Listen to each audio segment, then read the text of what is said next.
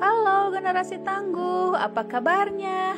Semoga kalian tetap sehat dan semangat.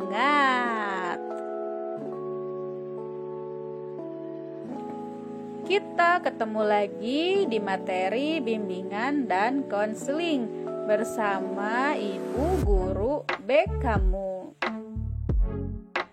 Materi kita sekarang adalah kecerdasan emosional. Apakah pernah dengar kecerdasan emosional?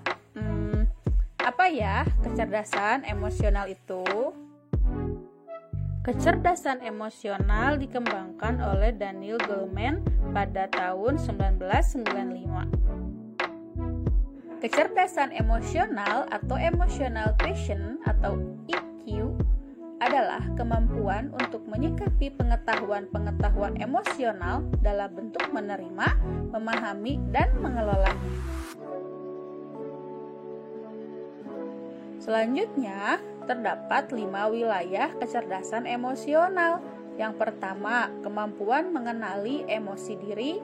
Kedua, kemampuan mengelola emosi. Ketiga, kemampuan memotivasi diri. Keempat, kemampuan mengenali emosi orang lain.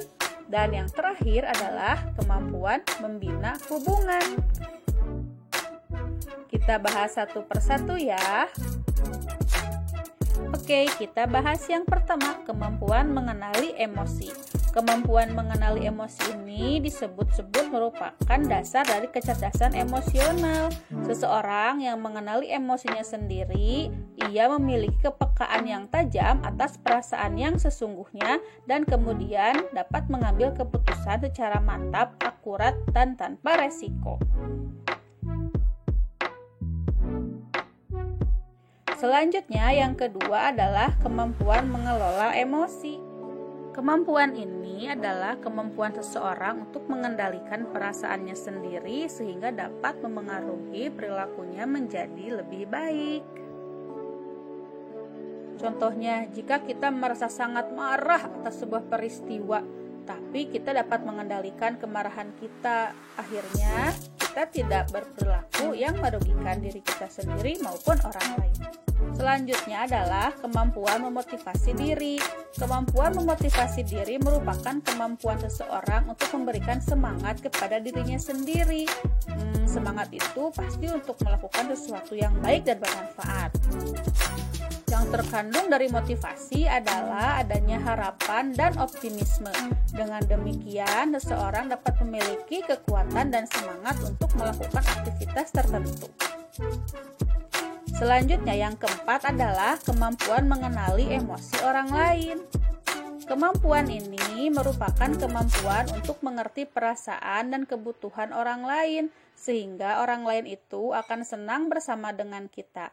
Kemampuan ini juga sering disebut kemampuan berempati, karena kemampuan ini dimiliki oleh orang yang mampu menangkap perasaan nonverbal dari orang lain.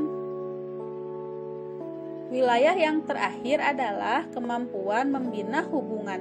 Kemampuan membina hubungan merupakan kemampuan seseorang untuk dapat mengelola emosi orang lain sehingga tercipta keterampilan sosial yang tinggi dan membuat pergaulan orang tersebut menjadi lebih luas. Orang ini juga akan mudah menyesuaikan diri, tidak egois, dan akan saling menghormati. Lalu, mengapa ya kecerdasan emosi itu penting bagi kehidupan kita? Dalam kehidupan sosial, banyak dijumpai teman yang pintar, yang cemerlang prestasi akademiknya, tapi tidak mampu mengelola emosi, sehingga dalam pergaulannya dia tidak punya banyak teman.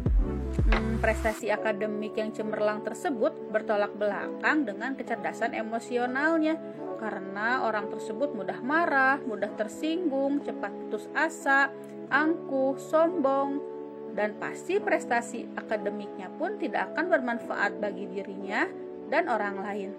Dengan demikian, betapa pentingnya kecerdasan emosional ini dikembangkan pada diri kita, karena kecerdasan inilah yang mendasari keterampilan kita untuk hidup di tengah masyarakat dan dapat membuat seluruh potensi yang kita miliki berkembang secara optimal.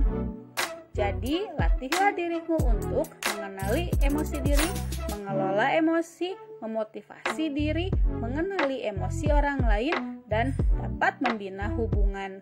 Kemampuan tersebut harus dilatih.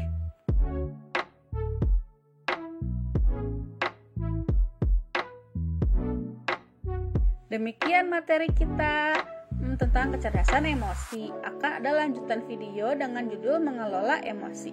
Tetap semangat, jaga kesehatan, dan tebarkan kebaikan.